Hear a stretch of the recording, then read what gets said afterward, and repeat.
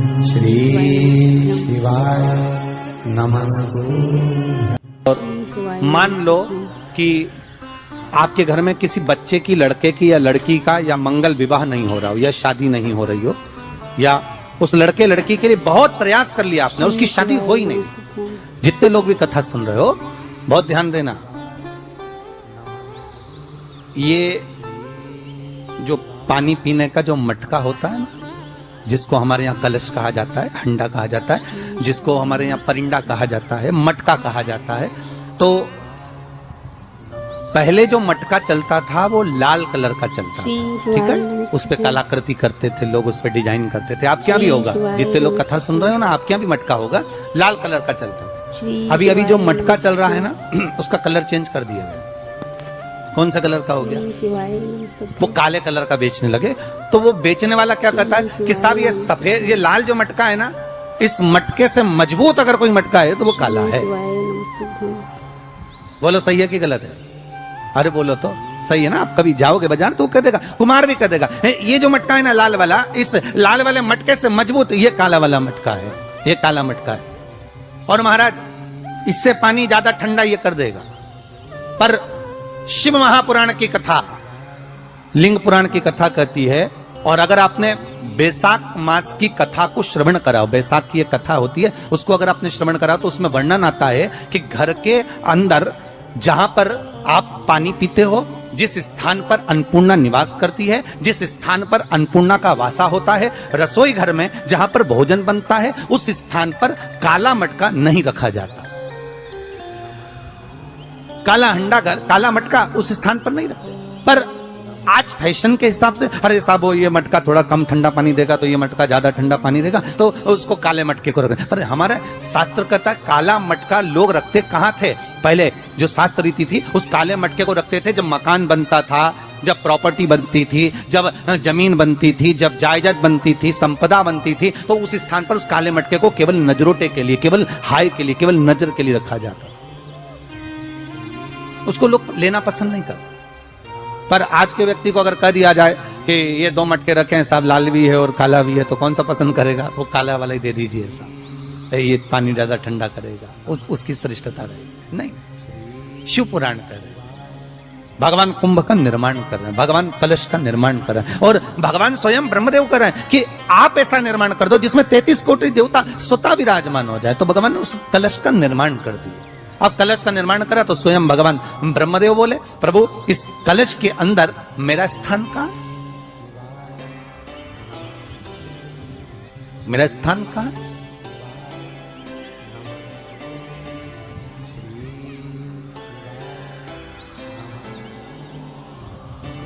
बहुत ध्यान देना महाराज, कलश का जो मुख होता है, उस मुख पर भगवान विष्णु का स्थान होता है। किसका स्थान है? भगवान विष्णु का। थोड़ा सा नीचे आओगे, जहां से कलश का मुख दबा हुआ होता है, वह जगह भगवान स्वयं शिव की होती है। किसकी जगह है? भगवान शंकर की। कलश का अग्रभाग, नीचे का भाग जहां से फैला हुआ होता है, वहां ब्रह्मा का आधिपत्य स्थापित होता है। फिर कलश का जो नीचे का भाग होता है, वो भगवान शिव और शक्ति का स्थान होता है। कलश के बाहरी भाग में, जहां पर बाहर का हिस्सा होता है, उस कलश के बाहरी भाग में 33 कोटि देवताओं को भगवान शंकर ने लाकर विराजमान किया होता है। महाराज भगवान शंकर 33 कोटि देवताओं को निमंत्रण देकर उस कलश में विराजमान कर दिया। कितना सुंदर है महाराज जी। उस आम के पल्लव की महत्वता को जरा जानिएगा, बहुत बहुत ध्यान दीजिएगा। आम के पत्ते देखे आप लोगों ने? अरे बोलो जम के तो बोलो, देखें। उसका प्रयोग कभी आप लोगों ने करा? आम के पत्ते का कभी प्रयोग कर देखिएगा। अभी तो नवरात्रि चल रही है, नवरात्रे में जब 5वां दिन नवरात्रे का रहे, चैत्री नवरात्रे का 5वां दिन रहे, और मान लो कि आपके घर में किसी बच्चे की, लड़के की या लड़की का या मंगल विवाह नहीं हो रहा हो या शादी नहीं हो रही हो, या उस लड़के लड़की के लिए बहुत प्रयास कर लिया आपने, उसकी शादी हो ही नहीं रही, अथक प्रयास आपने कर लिया और उसका मंगल विवाह नहीं हो रहा, तो ये देवी भागवत में स्पष्ट कहा गया, देवी भागवत में वर्णन किया गया, देवी भागवत में वर्णित किया गया। और देवी भागवत में कहा गया कि आम का जो पत्ते होते हैं, आम का जो पत्ता होता है, आम का जो पल्लव होता है, उस आम के पत्ते पर हल्दी और सिंदूर,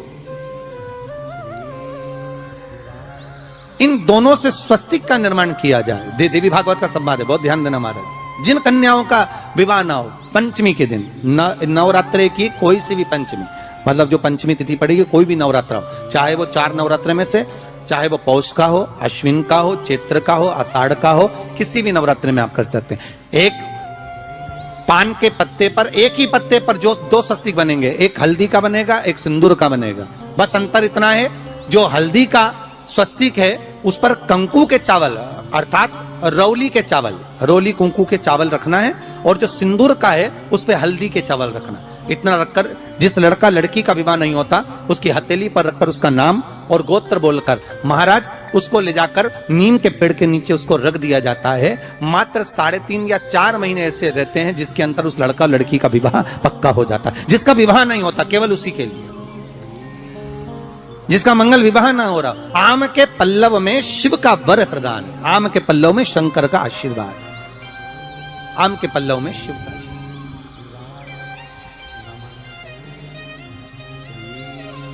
भगवान भूत भावन भूतेश्वर मेरे शिव, मेरे करुणा सागर मेरे शंकर, मेरे त्रिकालदर्शी, मेरे कैलाशी, मेरे भोलेनाथ स्वतः कह रहे हैं, अरे रति तुम रोती क्यों है, तुम्हारे रोने का कारण क्या है? प्रभु मेरे पति के साथ ये आम का पेड़ भी जलकर भस्म हुआ।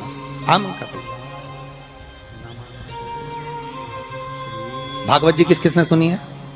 हाथ उठाओ जरा, जिन जिन ने भागवत जी सुनी है। आप लोगों ने सुनी है भागवत? रखिए हाथ। अगर आप लोगों ने भागवत सुनी होगी तो उसमें वर्णन आता है, तक्षक नाग डसने के लिए जब जा रहा था तब ब्राह्मण देवता जो जहर उतारना जानते थे उनको लेकर राजा परीक्षित के पुत्रों ने अपने दूतों को भेजा था लाने के लिए कि एक ब्राह्मण ऐसे हैं कि वो तक्षक नाग का जहर उतार सकते हैं, वो तक्षक नाग के जहर को समाप्त कर सकते हैं, तो आप उनको लेकर आओ।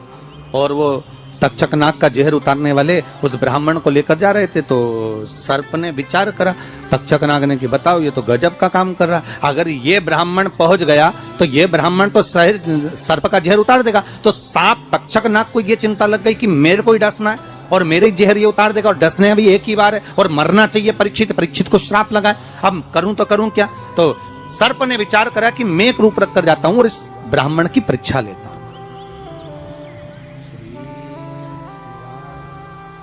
सर्प रूप रख कर गया। भागवत आप लोगों ने श्रवण करी होगी।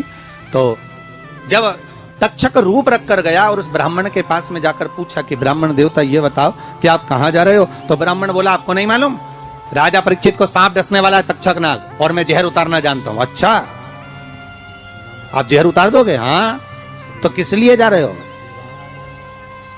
जहर उतारने के लिए। तो जहर उतारने क्यों जा रहे हो? तो कहा राजा है राजा, जब राजा का जहर उतारेंगे तो मुद्रा भी कितनी मिलेगी आपको मालूम नहीं है क्या? अच्छा ब्राह्मण देवता इसलिए जा रहे हो? हाँ।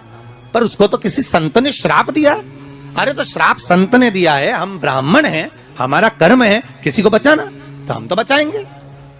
अच्छा आप में इतनी सामर्थ्यता है कि आप तक्षक नाग का जहर उतार दो? अरे तक्षक नाग आकर अगर मेरे सामने खड़ा हो जाए और किसी को डस ले तो यह पक्का है कि मैं जहर उतार सकता हूं। अच्छा तो इतने में तक्षक नाग सामने बिल्कुल प्रकट हो गया, और तक्षक नाग प्रकट होकर बोला बता ब्राह्मण किसको डसूं मैं? ब्राह्मण ने कह दिया तुम्हारी मर्जी पड़े उसको डसो। सामने एक पेड़ था, उस पेड़ को ब्राह्मण ने, उस तक्षक नाग ने डस लिया। अब तक्षक नाग ने उस पेड़ को डसा और डसने के बाद में वो पेड़ पूरा जल गया, पूरा जल गया। अब पेड़ तो जल गया पर ब्राह्मण जो था जिसको परीक्षा देना थी वो ब्राह्मण को यह नहीं मालूम था कि इस पेड़ पर एक संत बैठकर साधना कर रहा था, तपस्या कर रहा था, और जब वो पेड़ जला तो वो संत भी जल गया, संत भी जल गया। अब जब संत जल गया ब्राह्मण ने हाहाकार की आवाज जब सुनी तो आंखों में जल भर गया, आखिर हुआ क्या? ये संत जल कैसे गया? तो कहा इसके जलने का कारण केवल इतना है कि अब आप जीवित करो, इस पेड़ को हरा भरा करो, इस पेड़ को हरा भरा कर दीजिए।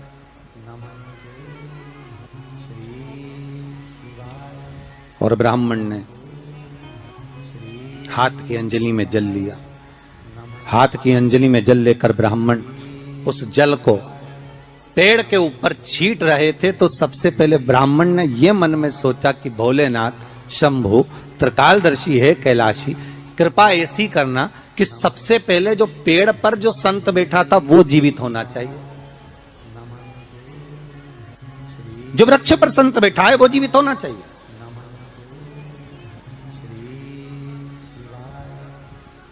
हाथ का जल ब्राह्मण ने जैसे ही छोड़ा, छोड़ते से ही पेड़ भी हरा भरा हो गया और उसके ऊपर जो संत बैठे थे वो भी जीवित हो गए। जीवित हो गए तो तक्षक नाग को ये लगा कि इसने एक जले हुए पेड़ को जीवित कर दिया, वापिस हरा भरा कर दिया, और इसने ऊपर बैठे हुए संत को वापिस जीवित कर दिया, तो ये पक्का है कि मतलब ये तक्षक नाग का जहर, मतलब मेरा जहर राजा परीक्षित को उतार सकता है। तो तक्षक नाग ने अपनी बात को पलटा और पलट कर कहा, महाराज जी हाथ जोड़कर निवेदन करता हूं, जितना राजा परीक्षित के पुत्र आपको धन देंगे उससे 1000 गुना धन मैं आपको देता हूं।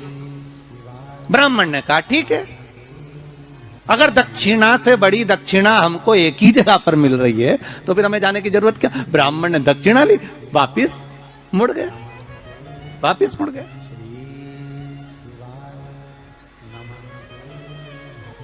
अब ईमानदारी से बोलो,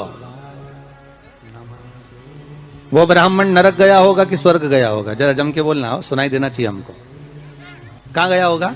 नरक। काय में लिखा है? देवी भागवत में।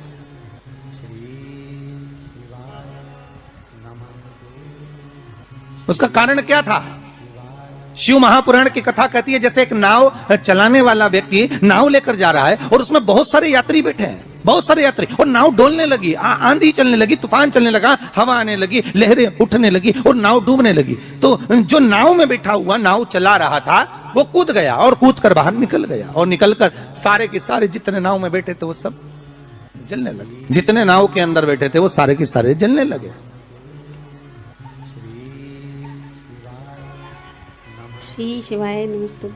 जब वो सारे के सारे पानी में डूबने लगे और पानी में नाव में जाकर सबकी सब जब डूब रहे हैं, सब मर गए, सारे के सारे जो नाव में बैठे थे, जो तैरना जानते थे वो बाहर निकल गए, बाकी सब। तो मिलते हैं अगली नाव चलाने वाला जब उसके प्राण छूटे तो उसको एक नरक नहीं मिला, कम से कम 94 नरकों में वो नाव चलाने वाला गिरा। शिव महापुराण की कथा कहती।